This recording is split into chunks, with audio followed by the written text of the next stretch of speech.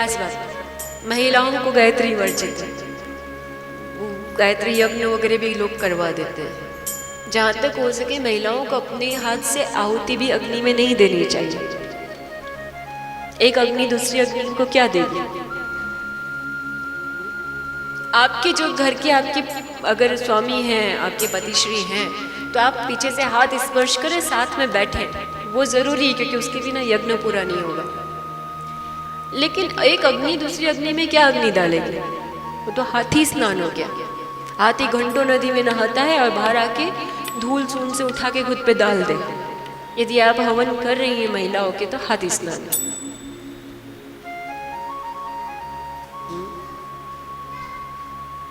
गायत्री मंत्र जो है वो महिलाओं के लिए नहीं है। उसके लिए यदि आप किसी कुल में जाते हैं, यानी 2 ही कुल है, श्री कुल और काली कुल, तो उसमें अलग मंत्र दिए गए हैं, उनकी ही साधना करनी चाहिए। बच्चों को सिखाना, मतलब आपके यहाँ छोटे बालक हैं, बालकों को सिखाना अलग बात है, और जहाँ तक हो सके दीक्षा से ही दिलाना चाहिए। आप ब्राह्मण कुल के हो तो भी हो सके वहाँ तक दीक्षा दिलानी चाहिए। गायत्री की सिखा दे मंत्र अलग बात है, लेकिन दीक्षा दिलानी चाहिए। दीक्षा लिए बिना मंत्र अधूरा है, इसमें वो पावर नहीं होती। पावर तभी होती है जब आप वो किसी से पाते हैं।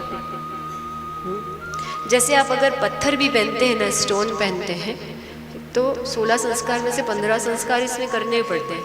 एक हाथ आप अपने ऊपर रखते हो और एक हाथ वो स्टोन पे रखते हो, ओम ओम ओम बोल के अपने भीतर से वो सारे तत्व इस पत्थर में डालते हो, तब इसमें प्राण आते हैं। और तब आप ये पहनते हो तो ये आपके लिए काम करता है। लेकिन प्राण शक्ति आप ही ने दी इसको, वरना तो पत्थर है, बहुत पत्थर है यहाँ। ये पहनते क्यों? सब क्यों नहीं पहनते? ये पहनने के पहले इसको शुद्ध किया, शुद्ध करने के बाद आपने आपके जो भी ब्राह्मण भू देवता है उनकी मदद से एक हाथ अपने पर, अपने हृदय पे रखते हो, प्राणों के पास रखते हो, दूसरा उस पे रखते हो, और फिर उस पत्थर में प्राण देते हो। मंत्र आए तो ठीक है, नहीं तो ब्राह्मण क्या बोलते हैं, ब्राह्मण मंत्र बोलता जाएगा और आपको बोलेगा 15 बार वो आपसे ओम करवा देगा, यानी 15 संस्कार इसमें दे देता है पूरे। 16वां तो अग्नि होता है, वो तो आपके साथ ही जाता है। तो 15 संस्कार जाने के बाद ये पत्थर भी, निर्जीव पत्थर में जीव आता है, तभी आपके लिए काम करता है, तब इसकी वाइब्रेशन आपके साथ करेक्टली लगती है।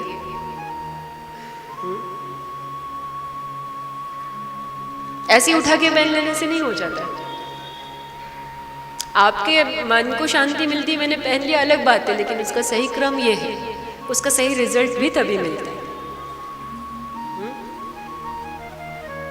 उसी प्रकार से मंत्र भी आप बेशक सिखा दें अपने बच्चों को, लेकिन जब तक आपने उसकी कहीं से दीक्षा नहीं दिलाई, उसमें वैसे वो प्राण नहीं मिलते मंत्र को। दीक्षित हो जाने के बाद वो मंत्र आप करते हैं तो फिर उसकी पावर अलग हो जाती है। जैसे आप क्लासरूम के बाहर पढ़ाई करो और क्लासरूम में बैठ के पढ़ाई करो, तो क्लासरूम की पढ़ाई आपको डिग्री देती है, बाहर की भी पढ़ाई वही है, समझ वही है, लेकिन डिग्री नहीं मिलेगी, वो पावर नहीं मिलेगा। पावर तो डिग्री से ही मिलता है, कहने के लिए कागज का टुकड़ा है, लेकिन पावर तो उसी से मिलता है ना।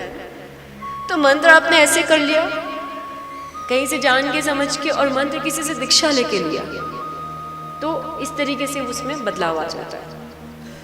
दीक्षित मंत्र में प्राण शक्ति जैसे ऐसे ऐसे मिल जाती है, और आप एक क्लासरूम के अंदर आ जाते हैं, कुल में एक परंपरा में आ जाते हो, फला परंपरा से फला चीज़ करते हैं। जैसे हम शंकराचार्य परंपरा से, हमने शंकराचार्य जी से दीक्षा, तो हम उसके नियमों का पालन करते हैं। तो आपको एक आधार है कि आप कहाँ हैं, वरना इस संसार में तो इतना कुछ है, कहाँ कहाँ क्या क्या ढूंढ के खोज के और ट्राई एंड एरर करते रहोगे। ट्राई एंड एरर में जीवन खत्म हो जाता है, और हाथ में शायद ही कुछ आता हो, शायद ही कुछ आता हो। इसलिए कहते हैं बिना गुरु के गति नहीं है, निगुरा नहीं होना चाहिए किसी को, अपना गुरु होना चाहिए।